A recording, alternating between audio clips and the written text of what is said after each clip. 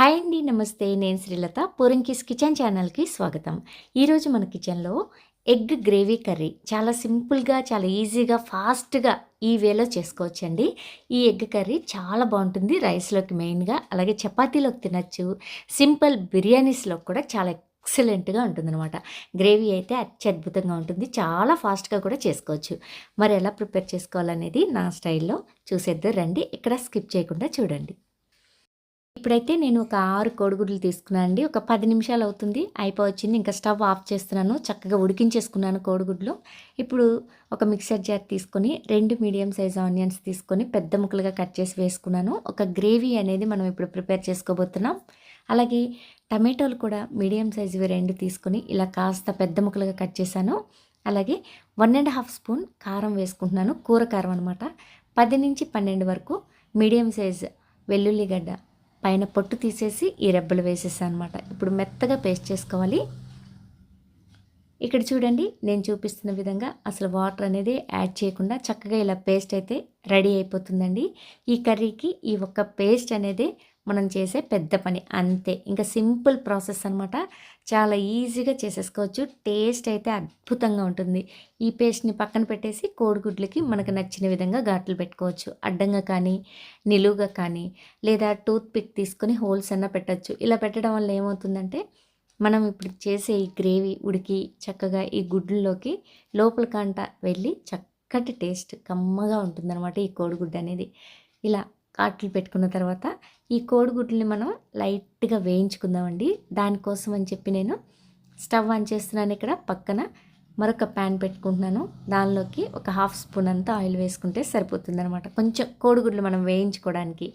ఈ ఆయిల్ బాగా వేడైన తర్వాత దీనిలోకి మనం కొంచెం పసుపు, కొంచెం కారం వేసి ఈ గుడ్లని చక్కగా మంచి కలర్ వచ్చే వరకు వేయించుకుందాం. ఇప్పుడైతే ఆయిల్ వేడైపోయింది కాబట్టి చిటికెడంతా పసుపు వేస్తున్నాను. అలాగే చూసారుగా కారం ఎంత వేసానో అంతే అండి. ఇది కొంచెం వేడవనిచ్చేసి ఇలా వేయిస్తూ ఉంటే కాస్త వేడైపోయింది కదా. ఇప్పుడు మనం ఉడికించి ఘాట్లు పెట్టుకున్న కోడిగుడ్లన్నీ కూడా ఇందులో వేసేసి చక్కగా వేయించుకోవాలన్నమాట. మీడియం ఫ్లేమ్లోనే మనం ఈ ప్రాసెస్ అంతా చేసుకోవాలి. ఇప్పుడు ఇలా వేయించటం వల్ల చక్కటి కలర్ వస్తుంది, చూడటానికి ఎమ్మీగా అనిపిస్తుంది, తినాలనిపిస్తుంది అనమాట. బాగుంటుంది. ఇలా వేయించుకోండి. కొంచెం పసుపు, కొంచెం కారం వేసి ఇలా కాసేపు ఒక 2-3 నిమిషాల పాటు వేయిస్తే పైన లేయర్ అంతా కూడా రెడ్గా అయిపోతుంది ఈ కోడిగుడ్లకి. చూడండి, కాస్త వేగినాక కలర్ చేంజ్ అయ్యి ఎంత బాగున్నాయి కదా. కోడిగుడ్లు వేగిపోయాయి. వీటిని నేను పక్కకి తీసేస్తున్నాను. చూసారా, కోడిగుడ్లు చక్కగా వేగిపోయాయి. వీటిని పక్కకు పెట్టేసేసి ఇదే ప్యాన్లో ఇప్పుడు మనం తాలింపు వేసుకోవాలండి. కాబట్టి ఒక 1/2 స్పూన్ అంతా ఆయిల్ వేసుకుంటున్నాను. కొంచెం ఆయిల్ ఆల్రెడీ ఉంది కాబట్టి కొంచెం ఆయిల్ వేసుకుంటే చాలు. ఆవాలు, జీలకర్ర తాలింపు వేసేసుకోవడమే. కొంచెం కరివేపాకు వేసుకుంటే, కొంచెం ఎండుమిర్చి వేసుకుని తాలింపు వేగిన తర్వాత చిన్న ఆనియన్ కొంచెం చిన్న ముక్కలుగా కట్ చేసుకొని వేసేసుకోవాలి. మనం ఆల్రెడీ పేస్ట్ చేసాం కాబట్టి ఇప్పుడు అల్లం వెల్లుల్లి పేస్ట్ వేసి వేయించడం కోసం ఈ ఆనియన్స్ వేసాను నేను. ఆనియన్స్ కొంచెం వేగిన తర్వాత పచ్చిమిర్చి కూడా 1-2 కట్ చేసి వేసేసుకొని అవి కూడా కాస్త వేగనిచ్చి అల్లం వెల్లుల్లి పేస్ట్ కొంచెం వేసుకుందామండి. పసుపు కూడా వేసేసాను. ఇంకొక నిమిషం పాటు ఇది ఇలా వేగిన తర్వాత ఫ్రెష్గా మనం అప్పుడే చేసుకున్న అల్లం వెల్లుల్లి పేస్ట్ 1 స్పూన్ వరకు వేసుకోవచ్చు అనమాట. నేను 1 స్పూన్ వేసాను. ఇది కూడా బాగా వేయించుకోవాలి మీడియం ఫ్లేమ్లోనే. అల్లం వెల్లుల్లి పేస్ట్లో పచ్చిదనం అంతా పోయి మంచి స్మెల్ అనేది మనకు వస్తుందన్నప్పుడు మనం రెడీ చేసి పెట్టుకున్న ఈ గ్రేవీని వేసేసుకుందాం. టమాటో, ఆనియన్, కారం వేసాము, వెల్లుల్లి వేసాము. అలాగే ఆ మిక్సర్ జార్లో కొంచెం వాటర్ వేసి బాగా ఇట్లా తిప్పేసి ఆ వాటర్ కూడా వేసేసుకోవాలి. కాస్త గ్రేవీ కన్సిస్టెన్సీ చూసుకోండి కోడిగుడ్లకి. మీకు ఇంకా కావాలంటే వాటర్ ఇప్పుడే యాడ్ చేసుకోండి. నాకైతే ఈ 6 కోడిగుడ్లకి సరిపోతుంది అనిపించింది. నేనైతే ఇంకా వాటర్ యాడ్ చేయట్లేదు. మనం ఇందాక సాల్ట్ అయితే వేయలేదండి, కారం వేసుకున్నాం కాబట్టి. ఇప్పుడు రుచికి తగ్గట్టు ఈ కోడిగుడ్లకి గ్రేవీకి సరిపడా నేనైతే సాల్ట్ వేసేసాను. ఒకసారి బాగా ఇలా మిక్స్ చేసుకొని 1 నిమిషం పాటు ఇలా హై ఫ్లేమ్ పెట్టేసి ఉడికించుకుంటూ మిక్స్ చేసుకోవాలి. గుడ్లు వేసేసుకోవాలండి. ఇప్పుడు గుడ్లు వేసిన తర్వాత ఫ్లేమ్ని మీడియంకి మార్చేసేసాను. ఇంకా ఇలా బాగా కలిపేసేసి ఇప్పుడు దీనిపైన మూత పెట్టి మీడియం ఫ్లేమ్లోనే ఒక 3 నిమిషాల పాటు ఉడికిద్దాం.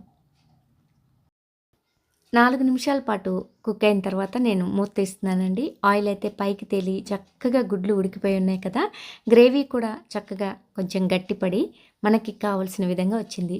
ఇలా గ్రేవీ ఉంటే రైస్‌లోకి బావుంటుంది, చపాతీల్లో కూడా చాలా బావుంటుంది. అలాగే వెజ్ బిర్యానీస్ అలా ఏవైనా సరే ఈ కర్రీతో ఎంజాయ్ చేయొచ్చనమాట. ఇప్పుడు దీనిలోకి ఒక చిన్న స్పూన్‌తో నేను ధనియాల పొడి వేశాను. ఒక చిన్న కట్ట కొత్తిమీర వేశానండి. అంతే సింపుల్.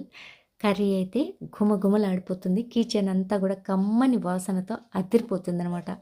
తింటుంటే కూడా అంతే బావుంటుందండి. పిల్లలకి ఇలా చేసి పెట్టండి. ఆళ్ళస్సలు వదిలిపెట్టరు. బాక్స్‌కి కూడా పెట్టి మనం లంచ్‌కి పంపించొచ్చనమాట. ఇష్టంగా తింటారండి. పిల్లలైనా, పెద్దవాళ్ళైనా ఈ విధంగా చేసి పెడితే ఈ కర్రీ చాలా సింపుల్‌గా అయిపోతుంది. చాలా ఇష్టంగా వాళ్ళు తింటారు. చాలా ఫాస్ట్‌గా కుక్ చేసేస్తారు. మరి మీకు నచ్చితే ఈ కర్రీ తప్పకుండా మీరు కూడా ఒకసారి ట్రై చేయండి. ఇప్పుడైతే నేనింకా ఒక 2 నిమిషాలు ఉడికించిన తర్వాత కొత్తిమీర వేసినాక 2 నిమిషాలు ఉడికించాను. ఇప్పుడు ఫ్లేమ్‌ని ఇంకా ఆఫ్ చేసేసి సర్వింగ్ బౌల్‌లోకి తీసేస్తున్నాను.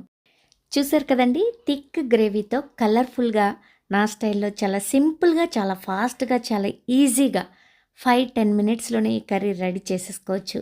మరి మీకు కనుక నచ్చితే ఒకసారి మీరు కూడా ట్రై చేయండి. అలాగే మీకు తెలిసిన వారందరికీ ఈ లింక్‌ని షేర్ చేయడానికి ప్రయత్నించండి. మరి నా స్టైల్‌లో చాలా సింపుల్‌గా ఈజీ వేలో కోడిగుడ్డు కర్రీ గ్రేవీతో చూపించాను కదా! నచ్చితే మీరు ట్రై చేయండి.